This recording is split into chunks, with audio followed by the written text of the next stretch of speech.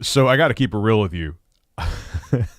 I think Stadia is dying even quicker than I even imagined, and that's saying something. Well, anyway, now Stadia is getting sued, and yeah, things aren't looking good for Google when it comes to their cloud gaming service. Let's get into it. And my editor just messaged me. Skip it up and dot up. Skip it up and dot up. So Google Stadia came out late in 2019.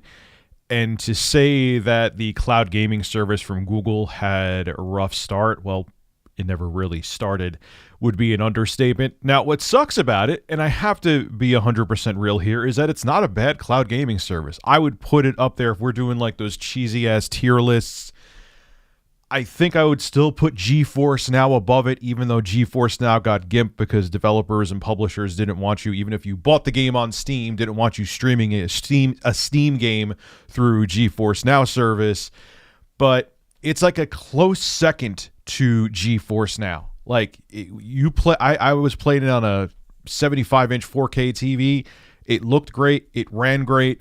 Very, very minimal lag. I was plugged in via Ethernet. I wasn't going through Wi-Fi, mind you, but still was really impressive nonetheless. And I had a good experience with it. But the problem with Stadia is that Google overpromised and really underdelivered. And now we hear they're dissolving their internal studios. Jade Raymond, who is known for working for Ubisoft and starting off the Assassin's Creed franchise, she went over to Stadia. She's leaving. And what it seems like is that Google is just going to license their cloud streaming tech to other companies. And Stadia, as we know it now, is going to cease to exist relatively soon. So, yay, Google. Another idea you have bites the dust. How's Google Glass doing? I want glasses that actually would look like a cool idea, but it was way too premature. Kind of like cloud gaming. So this is according to a recent report that a class action lawsuit was filed against Google by Jacqueline Shepard, who claims that the Stadia streaming service was ridiculously over-exaggerated in terms of what they were offering, like quality and resolution and things like that. This was filed in November 2020, and it states that Google misled the gaming community in order to generate increased revenue. She's right. Adding that Google violated consumer protection laws by doing so. The lawsuit goes even further than that by claiming that its software was complicit in this as well by misleading consumers by making mistakes about the resolution of the Stadia port of Doom Eternal.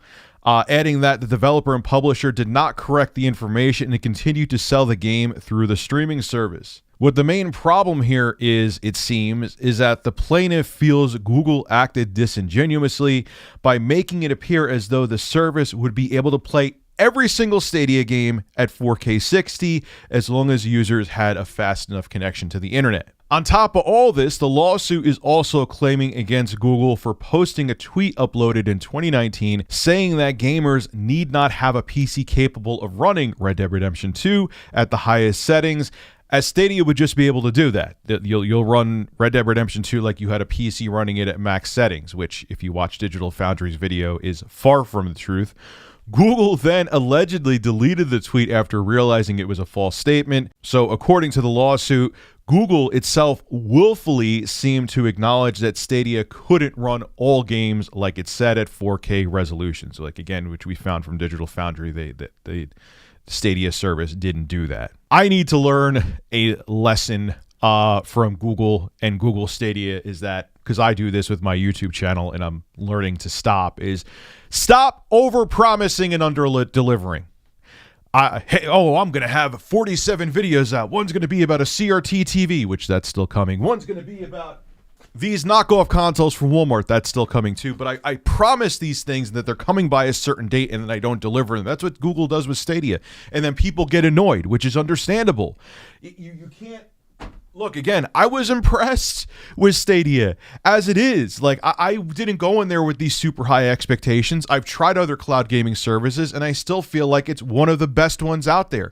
Microsoft has a lot of options and features with their Xbox Game Pass Ultimate and xCloud and cloud gaming, and there's a ton of great games on there.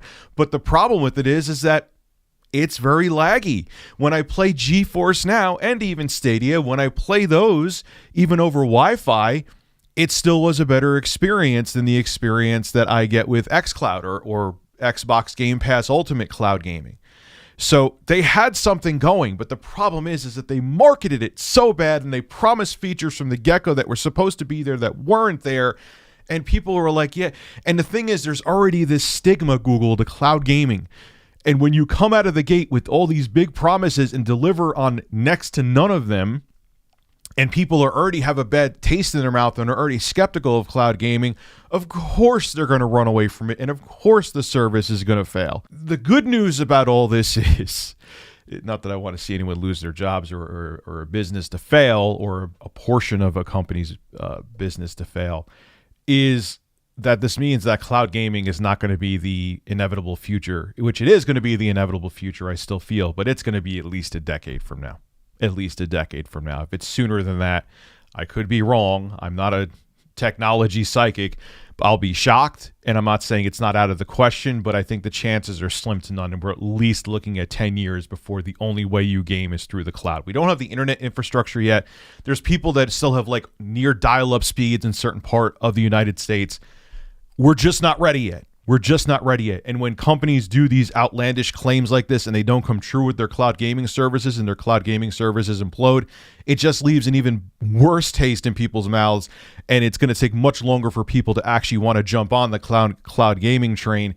So companies look at it like, I don't know if this is financially viable yet. So all of these mistakes just lead to cloud gaming being more and more in the future, going further into the future. It's a distant future.